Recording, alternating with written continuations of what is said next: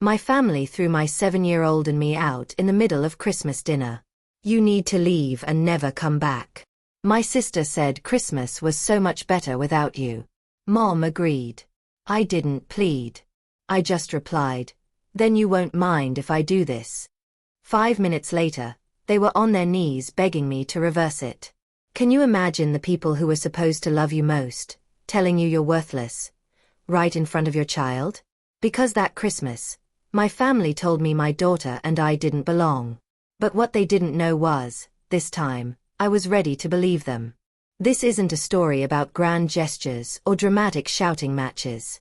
It's about the quiet, insidious way a family can make you feel like a burden, like you constantly have to earn your seat at their table. And it's about that breaking point, that single defining moment when you realize you can't beg to be accepted anymore, especially not when your child is watching. My name is Bowen Lockage. I've been carrying this family my whole life, like it was my job to earn a seat. If you've ever been treated like less by the people who were supposed to love you, I think you'll understand. I didn't drive away from my parents' house that night because I was being dramatic. I drove away because my 7-year-old Leia was in the passenger seat. Her hands were folded in her lap, like she was trying to take up less space in the world. And I knew if I opened my mouth, I'd either shatter, or I'd say something I could never unsay. That's the part people don't understand when they hear the headline version. They picture a grown man storming out. They don't picture a kid in a Christmas dress, staring at her plate, wondering if she deserves to be loved. Leia.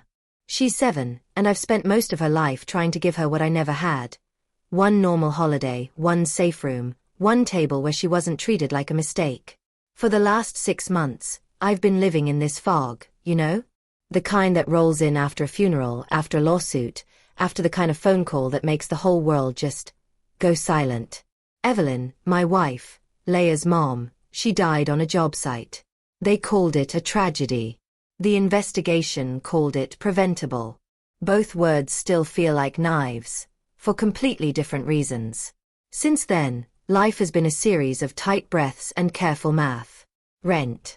Groceries. School stuff. A cough that turns into a fever at the absolute worst possible time. I learned to keep receipts for everything because grief doesn't stop the bills from showing up. And somewhere along the way, I learned that control isn't about feeling powerful. It's about not falling apart in front of your kid. That's why my apartment in Mount Pleasant looks the way it does. Clean, minimal, almost too neat. No clutter, no chaos. If the counters are clear, maybe my head will be clearer. If the shoes are lined up, maybe the rest of my life won't just topple. It's not some home magazine thing. It's survival. On the afternoon before Christmas, I did what I always do when I'm about to walk into something that could hurt us. I over-prepared. I checked Leia's coat zipper twice, then again. Slipped tissues into her pocket, then a little travel-sized bottle of kids' fever reducer, like I was packing for a hurricane.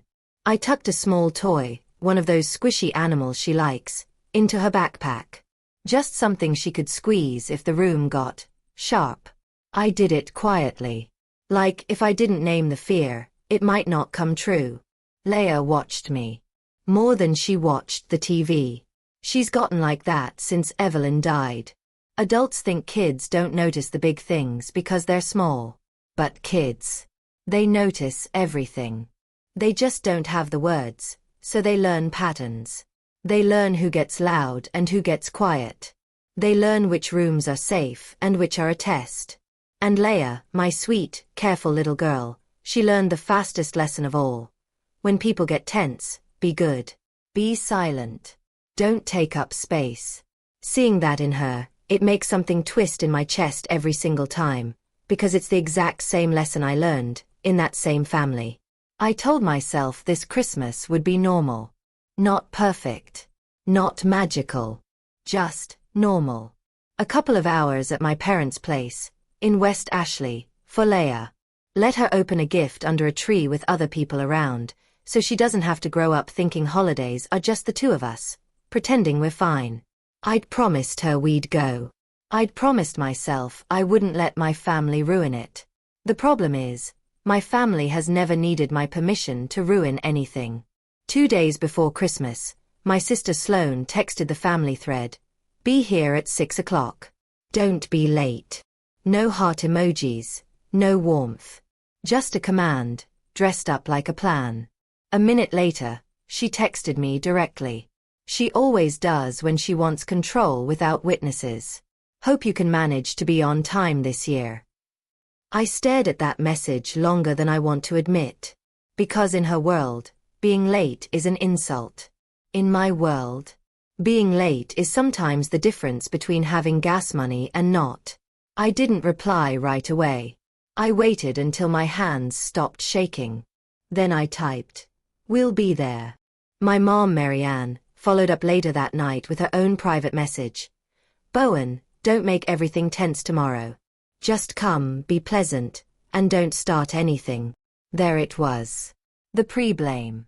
The advance warning that if something exploded, it would be because I lit the match, even if they handed me the gasoline. I read it twice and felt that old familiar pressure settle behind my ribs. The pressure of being the designated problem in a family that needs a problem to feel clean. My dad, Graham, he didn't text at all. He rarely does. Silence is his favorite language. It lets him be present without being responsible. It's also the reason Sloane can say things out loud that should make a father stand up and stop her. I used to tell myself he was tired. He worked hard. He didn't like conflict. Now I'm old enough to know those are just prettier names for the same thing. Complicity. The part one didn't tell anyone, because I didn't trust myself to say it without my voice changing, was that I wasn't walking into that house empty-handed. For months, while Leia slept in a tangle of blankets beside me and I stared at the ceiling, lawyers and adjusters and investigators had been moving in the background of my life like slow machinery. Paperwork, calls, delays, the company dragging its feet, the insurer moving like syrup. I hired a lawyer because I couldn't carry grief and bureaucracy without coming apart. I learned to dread my phone ringing. I learned to hate the words, "We're still reviewing." And then, right before Christmas, something finally moved. A number appeared in my account that didn't look like mine. Not because it made me rich in some fantasy way, but because it made me dangerous to the wrong kind of people. Money changes the temperature in a room. You can feel it before anyone says it out loud. The exact amount didn't matter to me in that moment. The way it would matter to my family. What mattered was the weight of it. The way it sat there on my screen like a door cracking open. A way out of fear. A way to make sure Leia never again had to listen to adults argue about whether there was enough. I didn't celebrate. I didn't go shopping. I didn't tell anyone. I kept buying the same store brand cereal and putting gas in the car $10 at a time, out of habit. I kept my life looking the same because I know what my family respects. They don't respect grief. They don't respect struggle. They respect leverage. And if they smelled leverage on me, they would come sniffing like it was theirs. But I'm not proud to say my first instinct wasn't revenge. It was peace. My parents are older, still working, still drowning in debt they pretend doesn't exist. Sloane is always between opportunities. In that way, only people with safety nets can afford to be. Trent, Sloane's husband, has a talent for turning other people's money into his plans. And I thought, stupidly, dangerously, maybe if I helped them, something would soften. Maybe if I handed them something real, they'd finally look at me like a son instead of a burden. Maybe if I bought the peace, it would stay bought. That's why I prepared 3 thick envelopes. The kind that don't bend easily. Each one had a name written on it in black marker. Marianne. Graham. Sloane. I didn't put Mom or Dad. I put their names, because somewhere deep down, I knew this wasn't about warmth. It was about terms. I slid the envelopes into the inner pocket of my coat, where my hand could touch them if I needed to remind myself they were there.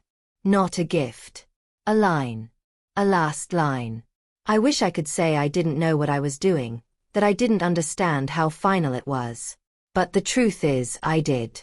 I just didn't want to admit it.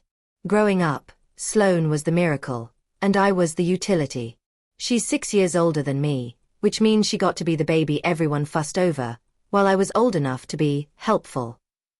If Sloane cried, the world stopped.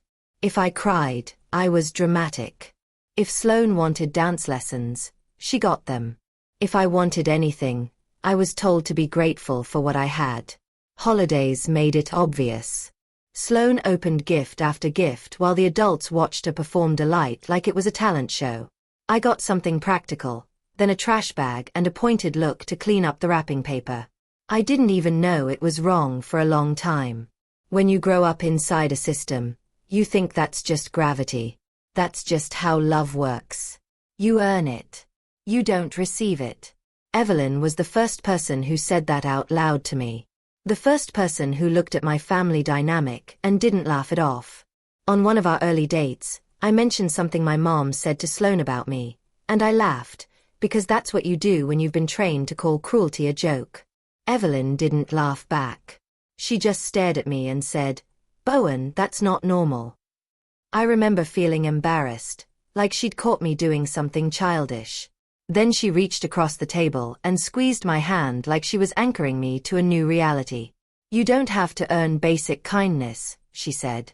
And for a few years, with her, I believed it. Then she was gone. And I was back in the world where love comes with fine print. 2 days before Christmas, my phone rang from a number I didn't recognize. I was standing in my kitchen rinsing a cup when it buzzed in my palm. I stared at the screen until it stopped. I didn't call back right away. I'm not sure why. Maybe because every unknown number feels like a threat now. Maybe because I was tired of being pulled around by other people's timelines. 10 minutes later, Sloane texted me, "You've been hard to reach lately. You okay?" The words looked like concern. The timing felt like a knife. My stomach dropped in a slow, sick way. There had been a period after Evelyn died when some mail still went to my parents' address, because that was the address on old forms, old insurance paperwork, old employment files I hadn't thought to update. Months ago, when I'd stopped by to pick something up, I'd noticed an envelope in their pile that looked official, already opened, then shoved under a catalog. I told myself it was none of my business. I told myself I was being paranoid. That memory rose up now, like a hand around my throat. Had they seen something? Had they been watching my life from the sidelines like it was a show, waiting for the moment the plot turned into money? I didn't respond to Sloane. Instead, I opened my banking app. The ghost of that syrupy number appeared on the screen. A number that would make my sister smile sharper. A number that would make Trent's questions turn from jokes into demands. I locked my phone and went to check Leia's coat zipper for the 3rd time. If I focused on small things, I could pretend the big thing wasn't coming. When it was time to leave, Leia brought her little gift bag to the door and held it with both hands, like it was something fragile. Her lips were pressed tight. In the mirror by the entryway, I saw myself look older than 32. Not in the handsome, silver fox way people joke about. In the way grief and responsibility carve you down. I knelt and adjusted Leia's scarf, then looked her in the eyes. "Hey," I said softly. "If anything feels weird tonight, you stay close to me, okay?" She nodded once, quick and serious. Too serious for 7. I grabbed my coat. My hand brushed the thick envelopes inside. For a second, I almost took them out and left them on the counter. Almost chose to walk into that house with nothing but good intentions. Then I thought about Leia's quiet nod. About my mom's message telling me not to start anything. About Sloane's timing with that text. And I slid the envelopes deeper into my pocket, like I was locking a weapon away until it was needed. We got in the car. Charleston's lights blurred through the windshield like a postcard. People were out, laughing, carrying wrapped boxes, living inside the story Christmas is supposed to be. I drove toward West Ashley with my jaw tight and my shoulders stiff, like my body already knew it was heading into a fight. At a red light, I glanced in the rearview mirror. Leia was staring out the window, hugging her gift bag. Her mouth was a small line. I told myself, just one dinner. Just a couple of hours. I told myself this would be fine. But deep down, in that place where you don't lie to yourself, I knew I might be driving into my parents' house for the last time as their son. By the time we pulled into my parents' driveway, the house looked like a Christmas card. Warm yellow light in the windows, a wreath on the door, inflatable reindeer on the lawn, grinning like idiots. It would have been funny if it didn't make me feel sick. My family has always been good at appearances. They know how to make things look wholesome from the street. Inside is where the rules live. Inside is where you learn who matters. As soon as we stepped through the front door, the hierarchy hit us like a smell. Marianne's voice went up an octave, the way it does when she wants to be heard by everyone. "My baby," she sang. And she didn't mean mine. She meant Sloane's kids, who were already bouncing in the living room, tearing at bows, leaving a trail of wrapping paper like confetti. Marianne swept them into a hug that lasted long enough to be a performance. Her laughter loud, her hands fussing over their hair like she was auditioning for Grandmother of the Year. Then she turned to Leia and me. Her smile stayed, but it changed temperature. She leaned down and patted Leia's head. One quick tap, like checking if a lamp works. "Hi, sweetheart," she said. And her eyes flicked past my daughter to me, already measuring what I'd bring into the room besides my presence. Leia shifted closer to my leg. Sloane appeared from the kitchen like she'd been waiting for the moment we arrived. She wore a perfect sweater dress and a smile that looked practiced, the kind that says, "I'm being reasonable," while her eyes say, "I already decided you're wrong." She looked me up and down, then looked at Leia. "Oh," she said. Voice light. Cute. Very simple. It was the same word she always uses when she wants to make you feel small without sounding cruel. Simple. Like a 7-year-old should be dressed for a gala. I felt my jaw tighten. I didn't respond. I kissed the top of Leia's head and guided her toward the living room, where she immediately chose the far corner of the couch. Not the comfortable center. The corner, where she could shrink. My daughter didn't plop down like a kid who feels at home. She perched like a guest who knows she could be asked to leave at any moment. That hurt more than any comment Sloane could make. Trent drifted in behind Sloane, holding a drink like he'd already started relaxing in a house that was not his. He clapped me on the shoulder with the familiarity of a man who thinks proximity equals permission. "Bowen," he said, drawing my name out like it was a joke. "Look at you, still holding it down." His eyes slid down to my shoes, then back up, like he was reading my finances through my outfit. "Things still tight?" he asked. And he said it with the same tone people use when they ask if you're still in that phase where you can't afford to be interesting. He chuckled, like he'd been clever. I gave him a polite smile that didn't reach anything in me. "We're fine," I said. Leia's fingers tightened around the handle of her gift bag. I watched her watch him, and I could almost see the little calculations behind her eyes. Don't react. Don't give them a reason. Be good. I hated that she had those instincts. I hated that I understood them. The afternoon crawled in that way it always does in my parents' house. Small talk with little barbs hidden under it. Laughter that feels like a warning. Marianne moved between the kitchen and the living room like she was conducting an orchestra, assigning tasks without asking. Sloane floated beside her like an assistant director. My dad, Graham, sat in his recliner with a football game on low, nodding at nothing, participating just enough to be counted as present. He smiled at the grandkids. He didn't look at me long. When he did, his eyes slid away, like eye contact was a commitment he didn't want. Leia kept asking to use the bathroom, even when I knew she didn't need to. It's a classic kid move. When they feel overwhelmed, find an excuse to leave the room. I walked her down the hallway the first time, and she held my hand, too tight for a kid who was just going to pee. "You okay?" I whispered. She nodded quickly. "Can I stay by you?" she asked. "Always," I said. And I meant it. When we came back out, I noticed how Marianne's eyes tracked Leia. Not with warmth, but with that irritated look people get when a child isn't performing the role they want. Leia wasn't being loud or rude. She was being quiet. But in my family, quiet isn't always safe. Quiet can be read as defiance if the wrong person decides it is. I tried to keep us invisible. I kept Leia close. I answered questions with short, neutral responses. I didn't give Sloane any emotion to twist. That was my strategy. Let them talk. Let them reveal themselves. Because I'd walked into that house with a suspicion I couldn't shake. And every minute inside was confirming it.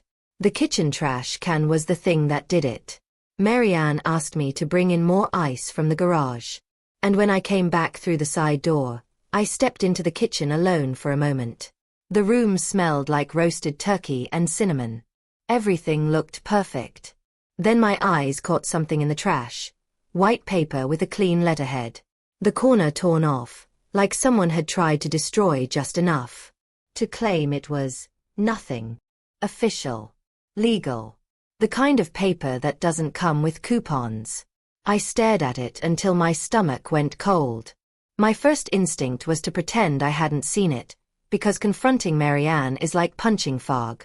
She'll look hurt, then she'll look offended, then she'll make it my fault for noticing. But my hands moved before I could stop them. I pulled the trash bag open just enough and slid the paper out. The top line had a law firm's name on it. Not my lawyer's exact letterhead, but close enough in style that my pulse spiked. There was a reference number, the kind that appears when someone is tracking a claim. The corner was ripped off right where my name would have been. I stood there holding it like evidence at a crime scene. Marianne walked in behind me carrying a platter, and the air changed immediately. "What are you doing?" she asked. "Too fast. Too bright." I lifted the paper a fraction. "What is this?" Her face didn't change much, but her voice did. That tiny stutter you hear when someone has to pick a lie. "Oh, that," she said with a dismissive laugh. "Junk mail. Some nonsense. Toss it." Junk mail doesn't have a reference number and an attorney's letterhead. She reached for it, like she wanted to take it out of my hand. I didn't let her. "How did it get here?" I asked, keeping my voice low. "Bowen," she warned. And there it was. The tone that means, stop asking questions. Don't do this. Not today. Not today. Meaning she knew exactly what it was. Meaning she knew it mattered. Meaning she'd been handling my mail like it belonged to her. My heartbeat got loud in my ears. I folded the paper and slipped it into my pocket with the envelopes. And Marianne's eyes flicked to that pocket, like she could see through fabric. "I don't know why you're making something out of nothing," she said. I stared at her. I almost laughed. She'd said the same sentence my whole life. Every time I pointed at a crack in the family and called it what it was. I walked out of the kitchen without answering. My hands were steady. My insides were not. In the hallway, I went to hang our coats on the rack. Leia was beside me, watching the living room like she was tracking danger. That's when I heard Sloane's voice from around the corner.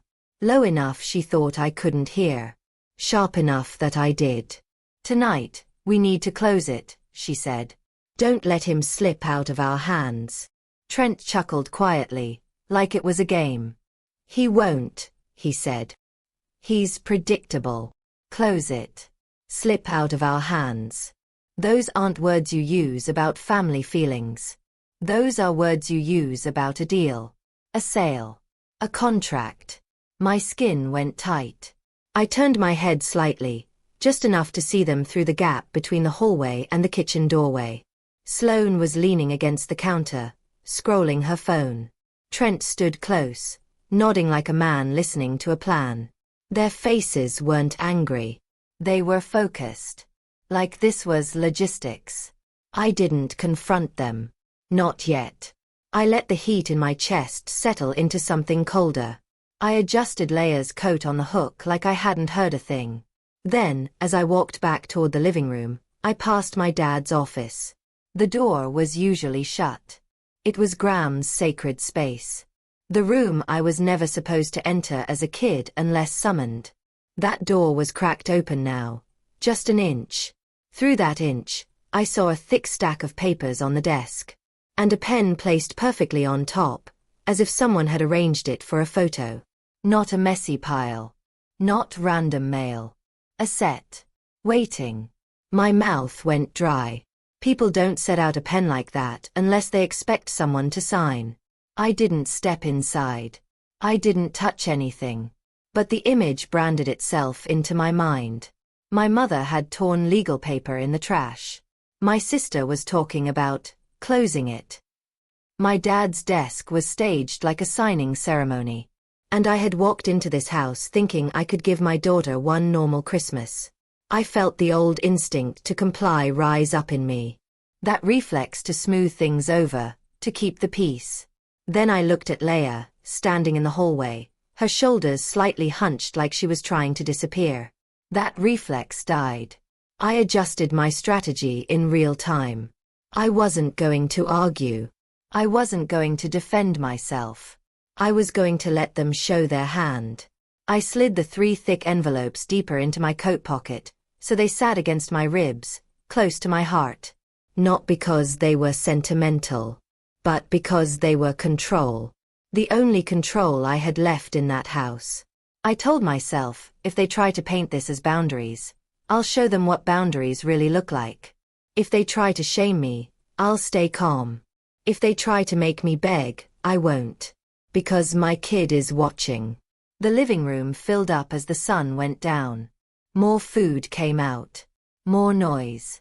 Marianne called everyone to the table like she was calling actors to their marks. Sloane took her seat across from me, smiling like she'd already won. Trent sat beside her, his knee bouncing with restless confidence. Graham sat at the head, quiet as ever. Leia sat close to my side. Small hands folded. Eyes on her plate. I placed my hand on her thigh under the table. A steady pressure meant to say, I'm here. She flinched at first, then relaxed when she realized it was me. Sloane lifted her glass and laughed at something one of her kids said. And for a second, the scene almost looked normal. Almost. Then she set her fork down gently, like she was placing a gavel on a bench. Her voice was calm. Too calm. Before we eat, she said, there are a few family things we need to agree on. Leia's leg trembled under my hand. I felt it through her tights like a pulse. I kept my face neutral. I breathed in slowly. I thought about the staged pen in Graham's office. I thought about the torn letterhead in Marianne's trash. I thought about Sloane's words. Close it. Don't let him slip out of our hands. And I knew the real dinner hadn't even started yet. Sloane's voice landed over the table like a lid snapping shut. Before we eat, she said, there are a few family things we need to agree on. The turkey sat in the center like a prop, skin browned and glossy, steam still rising. Marianne's good china lined up like we were about to have a Norman Rockwell moment. But nothing in that room felt warm. It felt staged. Sloane sat directly across from me, posture perfect, hands folded, the picture of calm authority. Marianne angled herself beside her like a loyal witness. Graham occupied the head of the table with the distant gaze of a man who'd rather negotiate with mashed potatoes than with his own children. Trent leaned back in his chair, loose-limbed and confident, a grin already forming, as if he could smell a show coming. Leia sat to my right, so small at that long table, it looked wrong. Like someone had put a child-sized chair in a room built for adults to dominate. I kept my hand resting on her thigh under the table. Steady pressure. An anchor. I didn't look at Sloane first. I looked at my daughter. Her eyes were down. Not asleep down. Escape down. She'd started sorting peas into a tiny line, then breaking the line and starting over, her little fingers moving with careful precision. Counting without counting out loud. A silent math problem to keep her mind from hearing what her heart already feared. Marianne began with a soft blade. Bowen, she said, dragging my name through a smile. You look tired. The way she said it made tired sound like a moral failure, like I'd chosen grief for attention. Long day, Trent chuckled before I answered. Or long year. He lifted his glass and took a slow sip, his eyes on me, like he was waiting for me to flinch. Sloane tilted her head toward Leia's dress. Cute, she said. Very simple. Simple. Again. Like my daughter's worth could be measured in sequins. I felt heat rise behind my ribs. Hot and fast. The old reflex to defend myself, to explain, to earn mercy. I swallowed it. We're fine, I said. The same two words I'd been using for months. Fine is what you say when you can't afford the truth. Marianne sighed, like I'd disappointed her by not being more entertaining. Well, she said. We just want tonight to be pleasant. Pleasant. Her favorite word for silence, for compliance. For me, not ruining whatever story she planned to tell later about her perfect family Christmas. Sloane's fork clicked against her plate, a small sound that still managed to shut the room up. Let's not dance around it, she said. It's been a lot. And Mom and Dad agree. She didn't look at them when she said it. She didn't need to. Their support was implied by their stillness. Graham didn't lift his eyes. Marianne didn't protest. Trent nodded at nothing, like a man approving a meeting agenda. My stomach tightened. I knew this kind of conversation. The kind where I'm not allowed to have feelings. And if I do, I get called dramatic. The kind where boundaries are something other people set on me. Not something I'm allowed to set back. What are you doing? I asked quietly, keeping my voice low for Leia's sake. Sloane's smile widened in a way that wasn't warmth. It was certainty. We've all decided, she said, that it's best if you leave. I blinked once, like my body was buying time. Leave. I repeated. Like, leave the table? Trent snorted. Marianne's lips twitched like she was trying not to laugh. Sloane leaned back and crossed her arms.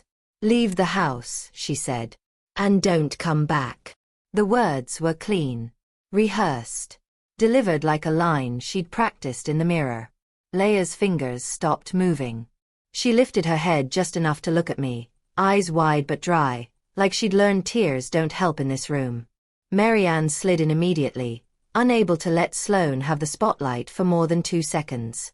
Christmas is so much better without you, she said, almost gently, like she was talking about a candle scent she didn't like.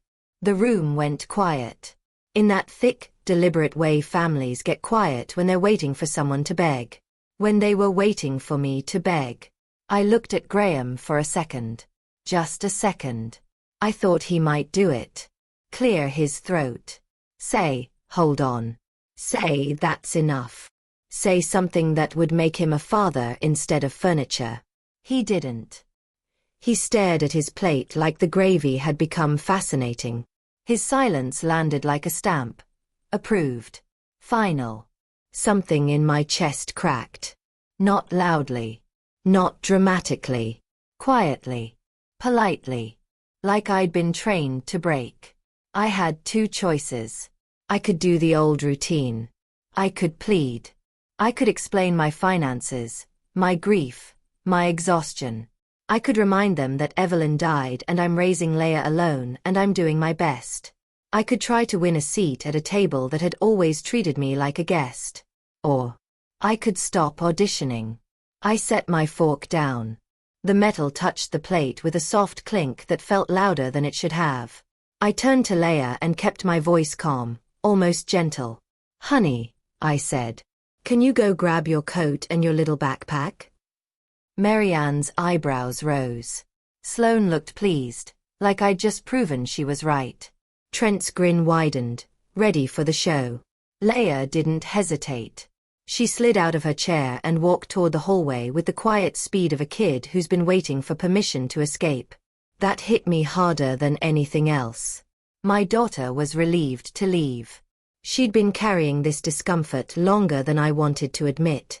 As soon as she disappeared around the corner, the room shifted, like a stage changing sets. Sloane exhaled like a task had been completed. Good, she said. That settles it. Trent leaned back and gave a satisfied little sigh. Marianne dabbed her mouth with her napkin, the picture of composure. "Don't make this harder than it needs to be," she said to me, like I was the one causing harm. I stared at them. All of them. And felt my face do something I didn't plan. It smiled. Not a friendly smile. The kind of smile you make when you realize you've been trying to win a rigged game. "Okay," I said. Sloane's shoulders loosened. Smugness settling in. "Finally," she murmured. I stood slowly, pushing my chair back. The leg scraped the floor, and I could feel Trent watching me, like he was waiting for a tantrum. Waiting for the moment he could point and say, "See? This is why we set boundaries." I didn't give him that. I walked toward the kitchen doorway and stopped. My coat was still on my chair, the inner pocket pressed against my side, 3 thick envelopes, heaviest choices. I stepped into the kitchen and went straight to the cupboard near the end of the counter. The one Marianne kept for platters and holiday serving trays. Earlier, while everyone was busy in the living room, I'd slipped the envelopes behind a stack of those trays, hidden like a secret I wasn't sure I deserved to have. I'd told myself I was waiting for the right moment. Turns out, the right moment was the moment they told my child she didn't belong. I reached in and pulled them out. 3 crisp pieces of heavy paper, inside thick envelopes, each labeled in black marker like a courtroom exhibit. Marianne. Graham. Sloane. I set them on the counter in a neat row. The way you set down something fragile that can still cut. Sloane followed me in, curiosity replacing smugness. "What is that?" she demanded. Trent leaned in behind her. "Are those cards?" he scoffed. Marianne actually laughed. A sharp little laugh, like she couldn't help herself. "Typical behavior," she muttered. Then caught herself, like she almost used the wrong name for the role I'd played my whole life. The dramatic one. Graham stood in the doorway, finally paying attention. "If you're trying to guilt us," he said flatly, "don't." I met his eyes for the first time all night. "Oh," I said, still smiling. "This isn't guilt." I tapped the envelopes lightly with my fingertip. "This is just consequences." Sloane's jaw tightened. "You think we need your gifts?" she snapped. "You think we're going to miss whatever little pity thing you brought?" Trent laughed too loud. "Yeah, Bowen," he said. "You're not exactly Santa." Marianne waved a hand. "This is ridiculous," she said. "You're proving our point." I didn't argue. I didn't defend. I picked up the envelope labeled Marianne and tore it straight down the middle. The rip was soft, but in that kitchen, it sounded like a gunshot. Marianne's laugh died mid-breath. "Bowen," she warned, her voice changing. I picked up the envelope labeled Graham and tore it next. Slow and clean. Like I was returning his silence to him in a form he couldn't ignore. Graham's face tightened, something like panic flickering behind his eyes before he crushed it. Trent stopped laughing. He sat up a little straighter, like his brain had finally loaded. Sloane stepped closer, eyes locked on the torn edges. "Stop it," she hissed. "What are you doing?" I didn't answer. I picked up the envelope labeled Sloane. And this time, I didn't hesitate at all. I tore it in one decisive motion and laid the pieces down in 3 neat piles. One for each of them. Like offerings they didn't deserve. There was a beat of silence where nobody moved. Then Trent barked out a laugh that sounded forced and wrong. "Okay," he said. "That's insane." Sloane's voice went sharp. "You're unhinged." "This is exactly why we said." Marianne shook her head slowly, like she was watching a stranger. "See," she whispered. "See what we deal with." I turned and walked back toward the hallway. Leia stood there, already in her coat, tiny backpack on her shoulders. Her hands folded in front of her like she was ready for a fire drill. She looked up at me with wide eyes, but she didn't look surprised. That was the part that hurt the most. I took her hand. "We're going," I said softly. We walked out the front door, and the cold air hit my face hard enough to wake me up. As we stepped down the porch stairs, I glanced back through the window without meaning to. They were still in the kitchen, staring at the counter. And then I saw it. Marianne leaned forward and picked up one torn piece, her fingers trembling. Graham moved closer, his mouth slightly open. Sloane snatched a piece and started pressing it together like a puzzle. Frantic. Their faces changed in real time. Smug to confused. Confused to pale. Pale to panicked. Marianne's mouth opened wide. I couldn't hear her at first through the glass. Then the front door flew open behind us. Bowen. Marianne's voice cracked, suddenly raw. Footsteps pounded the porch, fast and clumsy. Wait! Sloane shrieked, barefoot on the cold pavement. Wait, come back. Trent's voice bellowed from behind them, like he thought volume could undo what paper couldn't. Hold up, man. Graham sounded different too. Not quiet. Not resigned. Bowen, he called. Stop.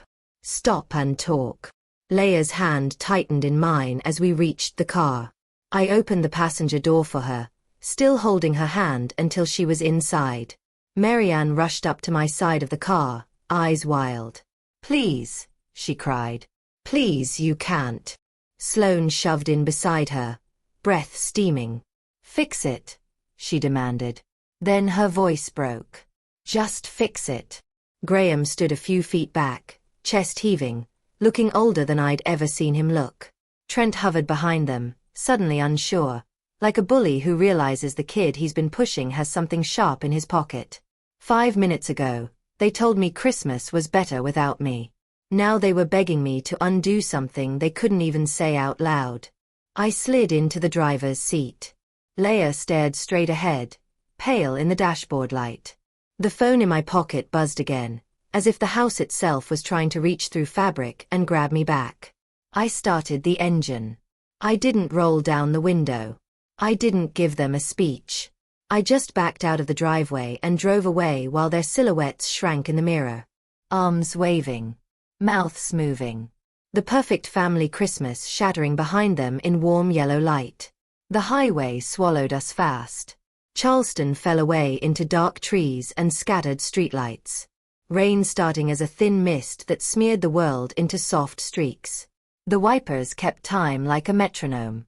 I kept both hands on the wheel and my eyes forward, because if I looked at Leia too long, I might not be able to keep my voice steady. My phone buzzed in my pocket like a trapped insect, non-stop. I didn't answer. I didn't even take it out. Every ring felt like a hook. Every vibration felt like fingers grabbing for my ankle. I wasn't going to let them pull us back into that house. Not tonight. Not ever. Dad. Leia's voice was quiet, almost swallowed by the hum of the road. I glanced at her without turning my head too much. She sat with her backpack on her lap like it was armor.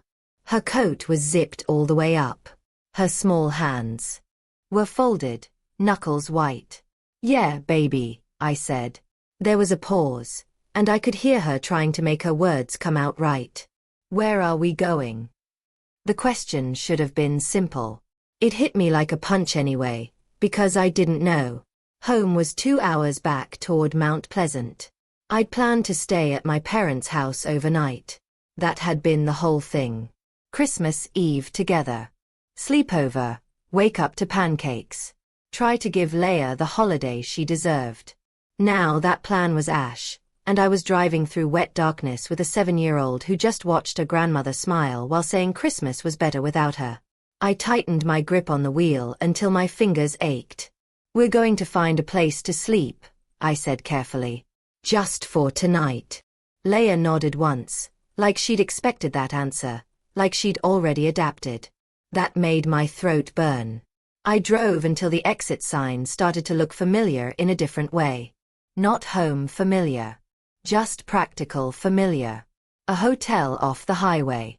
Not a sketchy motel with flickering lights, but a real place with a bright lobby and a clean parking lot.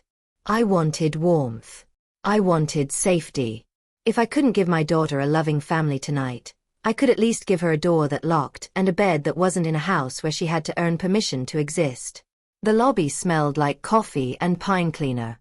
A Christmas tree stood in the corner with soft white lights. The woman at the front desk smiled when she saw Leia. Not the tight smile my mother uses when she's performing. A real one. Like she was genuinely happy a kid had walked into her night. "Hey there," she said to Leia. "You want hot chocolate or milk?" Leia blinked, surprised by the question, like it hadn't occurred to her that an adult might offer her something without making her feel like it was a favor she needed to repay. "Hot chocolate," she whispered. The woman laughed softly. "Hot chocolate it is." She slid a little cup across the counter and added a candy cane. I thanked her, my voice coming out rough. We got a room with 2 beds. When the door clicked shut behind us, the silence felt different than it had in my parents' house. Not heavy. Not waiting. Just quiet. Leia kicked off her shoes and climbed onto one of the beds like she'd been holding her breath all day. I sat on the edge of the other bed and stared at my hands, still half expecting a fork to be in them, still half feeling the weight of those envelopes against my ribs. For a minute, neither of us spoke. Then Leia said very softly, like she was confessing something she'd been scared to admit, "Grandma doesn't like me." I felt something squeeze tight behind my eyes. "Leia," I started, automatically reaching for the adult line, the protective lie. "That's not true." "Yes, it is," she said. Not angry. Just certain. "She likes Sloane's kids." She paused, then corrected herself like she'd been counting evidence. "She likes them more." The hot chocolate cup warmed my hands. It didn't warm the room. "Why do you think that?" I asked, forcing my voice to stay calm. Leia shrugged one shoulder, the kind of shrug kids do when they've already accepted unfairness and are just trying to map it. "She hugs them first," she said. "She gives them the good presents. She says their names with a happy voice." She looked down at the blanket, picking at a loose thread. "When she says my name, it's like when you call the dog to move." The words landed and stayed there. Ugly. And true. I wanted to drive back and smash every wreath on that front door. I wanted to march into that kitchen and make them say it out loud. Yes, we treated a child like she was inconvenient. Instead, I took a slow breath and reached for Leia's hand. "That's not your fault," I said. "You didn't do anything wrong." Leia looked at me, eyes steady. "I know," she said. And then her voice got smaller. "But I still don't like it." I squeezed her hand. "Me either," I whispered. I tried to give her something better than comfort. Something true. "You don't ever have to make people like you by being quiet," I told her. "You don't have to be perfect to deserve love. You can be loud. You can be messy. You can be you." Leia stared at me for a long moment, like she was testing whether the words were real. Then she said the sentence that cracked me open. "But you do," she said. "You always do." I went still. Because she wasn't wrong. Kids don't miss the patterns. They absorb them. They watch who apologizes first. They watch who gets blamed. They watch who swallows pain and calls it peace. My throat tightened until it hurt. "Leia," I said, and my voice shook despite my best effort. "I'm sorry." She blinked. Confused. "Why?" I pulled her into my arms. Her small body warm and light against mine. "Because I let you see that," I whispered into her hair. "I let you sit at that table and feel like you had to disappear." Her little arms wrapped around my neck, trusting me anyway. That trust wrecked me. "Can we watch a movie?" she asked. After a moment, her voice muffled against my shoulder. The simplest request in the world. A kid request. A normal request. It felt like a lifeline. "Yeah," I said, wiping my face with the back of my hand when she wasn't looking. "We can watch whatever you want." We ate vending machine snacks on the bed and watched a Christmas movie where everyone learns the meaning of family. Leia laughed at the silly parts. I laughed too, but it came out thin, like my body didn't remember how to do it right yet. My phone sat on the nightstand, buzzing itself to death. Marianne. Sloane. Trent. Calls stacking. Voicemails piling up. I ignored it while Leia was awake. I didn't want their voices in this room. I didn't want their panic to mix with my daughter's hot chocolate and cartoon laughter. When Leia finally fell asleep, sprawled sideways like a starfish, I sat in the dark with the TV muted and stared at my phone until the screen dimmed. It buzzed again. I answered. Because at some point, you can only dodge so long before the thing you're dodging becomes a different kind of danger. Hello, I said quietly. Oh, Bowen. Marianne's voice burst into my ear. Too bright. Too high. Like she'd been crying and was trying to hide it. Oh, thank God. Where are you? Are you safe? Is Leia okay? The concern lasted exactly as long as it took for her to realize I was listening. We're fine, I said flatly. Bowen, please, she rushed. We didn't mean it.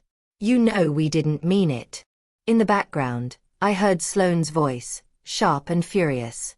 Tell him to come back. Another voice. Graham. Low and tense. Put it on speaker. Marianne hesitated. Then I heard the click. Bowen, Graham said, and his tone made my stomach twist. Not apology. Command. This is ridiculous. Come back here and fix this. Sloane cut in. Yeah, stop acting like some martyr. You're ruining Christmas. Trent laughed in the background. A short, brittle sound. Man, just undo it, he said, like I'd broken a toy and needed to put it back together. I stared at my daughter, sleeping under a hotel blanket, and felt something in me go cold and steady. You already ruined Christmas, I said quietly. You told me to leave and never return, with my kids sitting right there. Emotions were high, Marianne said fast. You know how your sister gets. I do, I said. I know exactly how Sloane gets, and I know exactly how you get. Silence. Brief. And charged. Then Sloane snapped. Don't do that. Don't talk like you're above this. I came to give, I said. And the words tasted strange, because I hadn't meant to say them out loud. I didn't come to ask you for anything. I came to help you. And you treated me like I showed up to beg. Sloane's breath hitched. Just barely. Graham's voice rose. What you did was sick. You don't tear something up and walk away. You can redo it. You can write it again right now. There it was. Not an apology. Not a question about Leia. A demand. Redo it. Write it again. Right now. Marianne's voice cracked. Bowen, please. Please just fix it. I took a slow breath. No, I said. The word came out calm, almost gentle, which shocked even me. Not tonight. Not after what you said. Bowen. Marianne whispered. Panic thick. Please. No, I repeated. And this time, it felt like a door locking from the inside. Good night. I ended the call and set the phone face down. My hands were shaking, but my mind was clear in a way it hadn't been in months. Outside, cars hissed on wet pavement. Inside, my daughter slept safe. And somewhere in my parents' house, they were staring at torn pieces of paper and realizing they hadn't been begging for their son. They'd been begging for whatever they thought he was worth. Morning came too fast. Hotel curtains never quite blocked the light, and the thin strip of gray along the edge of the window felt like it was prying my eyes open before I was ready. For a few seconds, I forgot where we were. Forgot the driveway. The torn paper. The shouting. Then Leia shifted in her bed, sighed in her sleep, and everything settled back into place with a dull thud. I got up quietly, pulled on yesterday's clothes, and stood by the window, watching cars move through the wet parking lot like nothing in the world had changed. That's the strange thing about fallout. It's always personal. The rest of the world keeps going. I woke Leia gently, keeping my voice soft, neutral, like this was just another school morning. She sat up without complaint, rubbed her eyes, and asked if she could wear her hoodie instead of the dress she'd worn the night before. I said yes immediately. I didn't need her wearing anything that reminded her of that table. We checked out, thanked the front desk woman again, and got back on the road. I didn't talk much on the drive. I didn't trust myself to. Leia hummed along quietly to the radio, then went silent again, her hand resting on the door handle like she needed to know where the exit was. When we pulled up to her school, everything looked painfully normal. Parents in puffer jackets. Kids with backpacks too big for their bodies. A banner wishing everyone happy holidays. Leia lingered longer than usual before getting out of the car.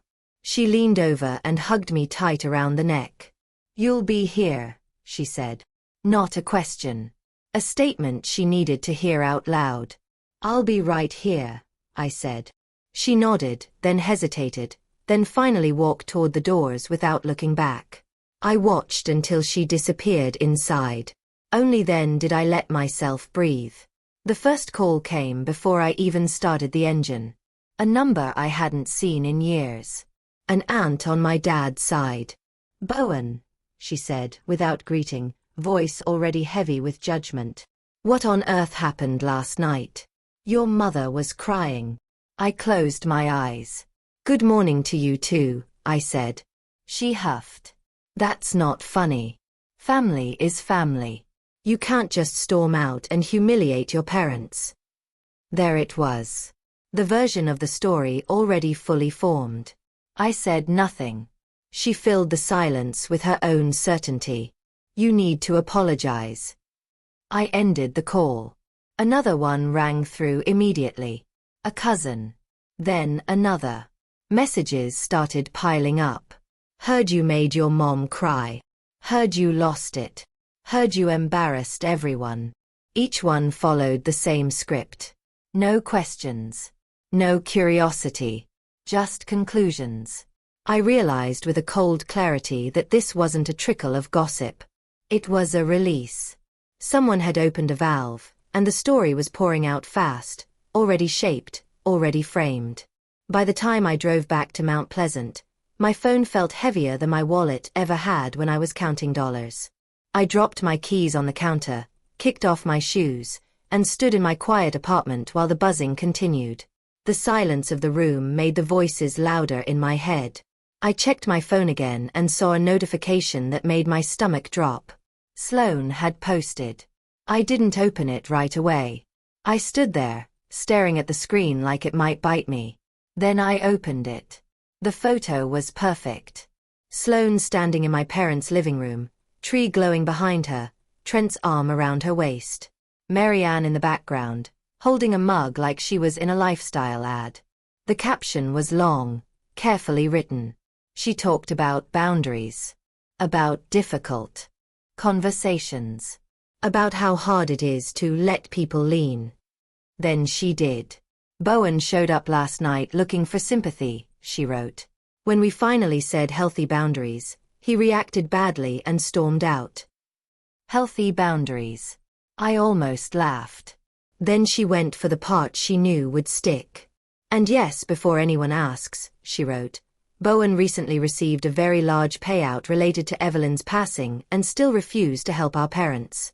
Some people would rather punish their own family than act like a decent human being." I felt my hands go cold. She'd done it. She'd taken my wife's death and turned it into a moral test I was supposedly failing. She'd framed my refusal to be controlled as greed. She'd made sure anyone reading would come away thinking I was supporting blood money while my poor parents suffered. Comments were already flooding in. "So sad. Praying for your parents. Family is everything. I always wondered about him. Poor Marianne." I set the phone down like it burned. My chest felt tight, like there wasn't enough air in the room. Then another notification buzzed. An email from someone at work. Nothing accusatory. Just careful. "Hey, just wanted to check in. Heard some things. Hope you're okay." That was worse than anger. That was concern laced with doubt. The story was leaking out of the family bubble and into my real life. I sat at the table and put my head in my hands. For a moment, the old instinct flared. Stay quiet. Don't make it worse. Let it blow over. I'd lived my whole life that way, letting other people narrate me into something smaller than I was. Then I thought about Leia's hand gripping my shirt in the hallway. I thought about the way she'd asked if I would still be there when school ended. Silence had never protected me. Silence had just made me easier to use. The pressure ramped up by the afternoon. A parent I vaguely knew from school drop-off made a comment that sounded innocent but wasn't. "Kids pick up on stress, you know," she said, glancing at Leia like she was diagnosing something. A kid in Leia's class asked her why her grandma didn't want her at Christmas. That one came home with her, clinging to her words, confusion and hurt tangled together. I knelt in front of her, my heart breaking all over again, and told her that grown-ups sometimes say cruel things when they want control, and that it never means the child did anything wrong. She nodded, but she didn't look convinced. After Leia fell asleep, I stopped pretending this was just noise. I sat at the table and started documenting. I took screenshots of Sloane's post. I saved the comments before they could disappear. I wrote down the times of calls, the names, the phrases they used. I scrolled back through my bank app farther than I ever had before. Month by month, the same small transfers I'd sent my parents for years, without ever mentioning publicly.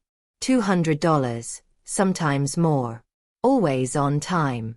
I remembered the Facebook post Marianne had made months ago, the one with the sad emoji and the caption about stepping up for family when it's hard. I found it. I stared at it for a long time. The hypocrisy sat there in plain text. That was the moment something clicked into place. Sloane's story had a weak spot. She'd said I never helped. She'd said my parents carried me. And I had proof that the opposite was true. Not opinions. Not feelings. Proof. This wasn't about arguing anymore. This was about facts. I set rules for myself before I did anything else. I would not rant. I would not insult. I would not drag anyone through the mud with emotion. I would state what happened, when it happened, and show what was true. I opened my notes app and typed the outline in short, clean sentences. 3 lines about Christmas. 1 line about my daughter hearing everything. A series of screenshots that spoke for themselves. I stared at the evidence laid out neatly on my screen and felt the weight of the choice. Once I posted this, there would be no pretending we could go back to before. Tears and baked goods wouldn't fix it. They would come harder. I knew that. I took a breath and closed the app without posting. Not yet. I wanted one more night of quiet with my daughter before the storm hit again. The next morning, I woke up with a strange sense of calm, like the decision had already been made somewhere deeper than thought. I packed Leia's lunch, tied her shoes, walked her to school, and waited until I saw her disappear through the doors before I sat back in the car and pulled out my phone. I opened the post editor and typed slowly. "This isn't a rant," I wrote. "This is simply the truth." Then I listed what happened, exactly as it happened. Christmas dinner. Sloane told me to leave and never return. Marianne said Christmas was better without me. Graham said nothing. My 7-year-old daughter heard all of it. I attached the screenshots of the transfers. Each one dated, consistent, boring in their regularity. I attached Marianne's old post beneath them. I added one final line. For years, I helped quietly. I never posted about it. The one time I needed space to protect my child, I was painted as a villain. I didn't tag anyone. I didn't add emojis.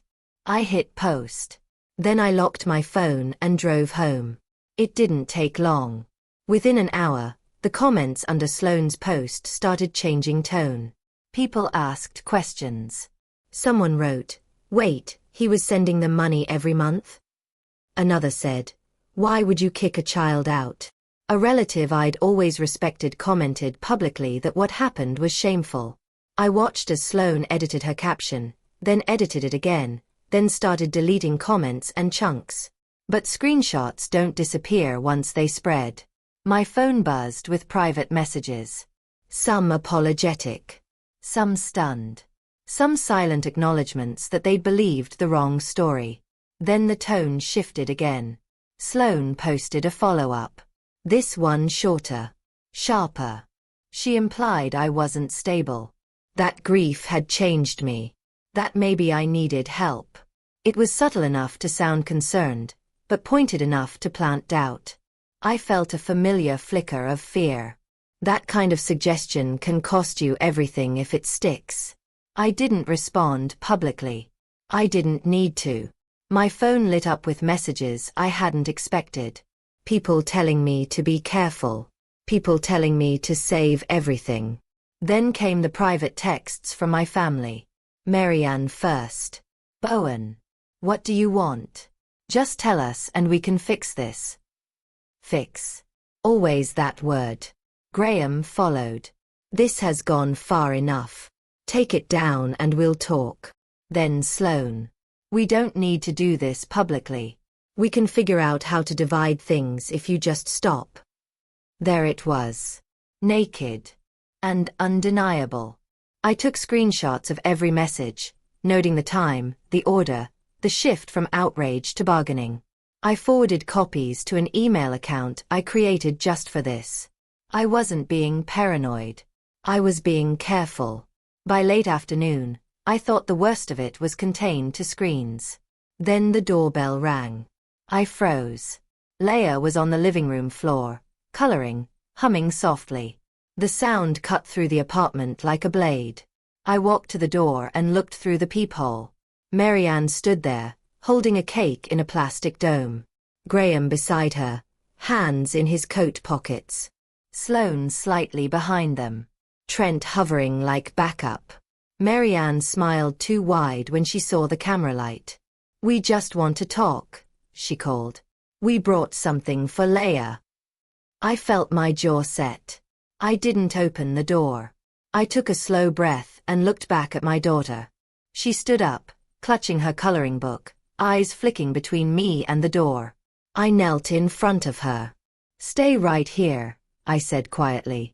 She nodded, fear and curiosity warring on her face. I turned back to the door. You need to leave, I said through the wood, my voice steady. Marianne's smile faltered. Don't be like this, she said. It's Christmas. Sloane's voice cut in, sharper. We're doing this for her. Trent added. Family forgives, man. I rested my hand on the lock and felt the solid weight of it under my palm. Leia's small hand slid into my shirt from behind, gripping the fabric like an anchor.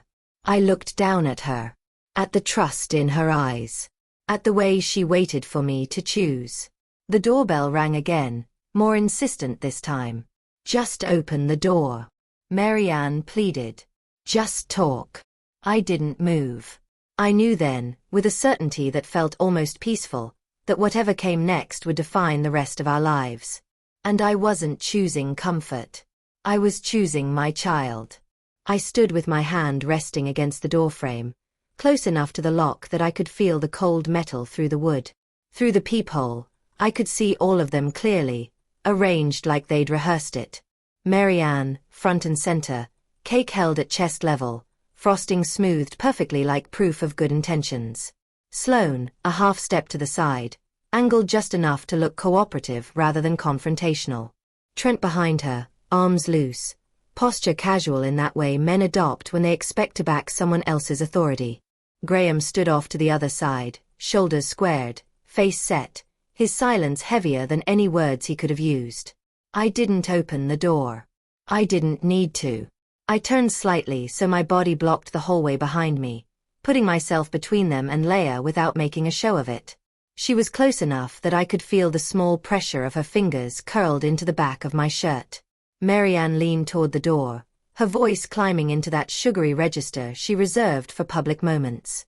Leia, sweetheart, she called, loud enough that the neighbors could hear if they were listening. Come give Grandma a hug. Leia didn't move. I felt her grip tighten, her body shift backward instead of forward. That reaction told me everything I needed to know. Sloane noticed it immediately. Her eyes flicked to the door, then narrowed. See what you've done, she said sharply. You've scared her. You've poisoned her against us. I opened the door just enough to be heard clearly. Not enough to give them space. No, I said. I didn't poison anything. You told me to leave and never come back. You said Christmas was better without me. You said it in front of my child. Marianne's smile faltered for half a second before she forced it back into place. We were upset, she said quickly. Emotions were high. You know how things get. I know exactly how things get, I said. And that's why you're not coming in. Graham finally spoke, his voice low, controlled. You're taking this too far. You're using one night to punish your family. I met his gaze through the glass. Punishment is throwing a child out of a home, I said. This is consequence. The word landed harder than I expected. Marianne's tone shifted, the sweetness draining away. What do you want, Bowen? She asked. Just tell us. We can fix this. There it was. Not remorse. Negotiation. Sloane stepped in smoothly. We're adults. We can talk numbers. We can figure out something fair. Trent nodded, adding, family sacrifices for each other. Don't burn everything down over pride. Graham exhaled sharply. Do you have any idea what this is doing to us? He said. Do you know how much damage you're causing? I didn't answer right away. I glanced down and felt Leia's forehead pressed lightly against my back. Her breath warmed through my shirt. You still haven't asked how she is, I said. Graham's jaw tightened. That's not the point. And there it was. Sloane's patience cracked next. You're not well, she said, her voice dropping into something colder. Anyone can see that. You should talk to someone. This kind of behavior isn't stable. Trent shifted his weight. Don't make us do this the hard way, he added quietly.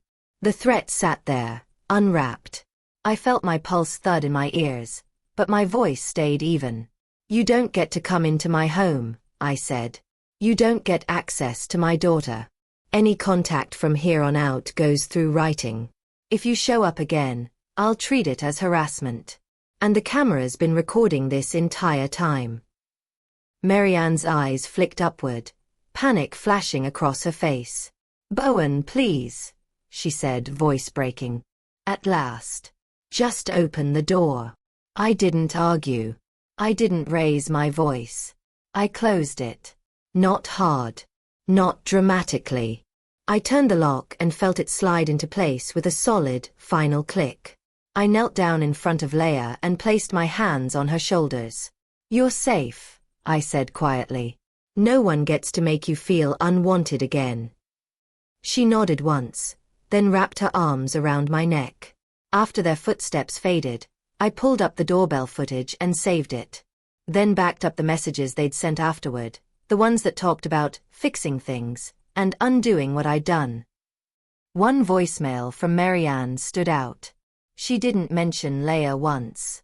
She mentioned how close they'd been, how much help they'd almost had, the exact figure slipping out before she caught herself. I sat down on the kitchen floor, my phone in my hand, and understood something with painful clarity. This wasn't over until the truth was finished being told. Time passed in small, deliberate steps. Weeks folded into months. I rebuilt our days, piece by piece. The way you rebuild after a storm, when you can't afford another collapse. Leia's mornings became predictable again. Breakfast at the same time. The same drive to school. The same seat at the table where she could see the window. I kept my phone out of sight as much as possible. Silenced notifications. Filtered messages. I watched the tension leave her shoulders slowly, like air escaping a tight knot. She slept deeper. She laughed without checking the room first. She stopped asking when we were going back to her grandparents' house. When she did mention them, it was soft, cautious, like testing a bruise. I never lied to her. I just told her the truth in pieces she could carry. I organized everything the way I'd learned to do in the months after Evelyn died. Chronological. Clean. Screenshots. Dates. Statements. Footage. I didn't post constantly. I didn't argue online. I kept the record ready, in case it was needed. When rumors resurfaced, I shared facts privately and shut the door again. Eventually, the noise dulled. People lost interest when the story stopped changing. I made one final public clarification, brief and unembellished. I stated the settlement amount plainly, without drama, without apology. I explained what it was. Compensation for a preventable loss. Not luck. Not a reward. I said that before Christmas, I had planned to help my parents substantially, to clear their debts and stabilize their future. I said that plan ended the moment my daughter was told she didn't belong. I didn't insult anyone. I didn't need to. The truth did its own work. Then I moved on. I bought a modest home in my own name, close enough to Leia's school that she could ride her bike on quiet afternoons. I set up her college fund and emergency account and long-term investments, designed to grow slowly and safely. I didn't chase anything flashy. I chased stability. Through distant relatives and second-hand updates, I heard what happened to them. The house sold. Retirement plans unraveled. Sloane stopped posting family photos and pivoted to vague quotes about betrayal and resilience. Marianne and Graham told anyone who would listen how close they'd been to help. How unfair it all was. What they never said, not once, was that they were sorry for what they'd said to a child. That absence told me everything.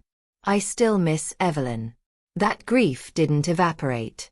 Some mornings it still hits hard, sudden and sharp. Money didn't fix that. What it did was remove the fear that had wrapped itself around my chest.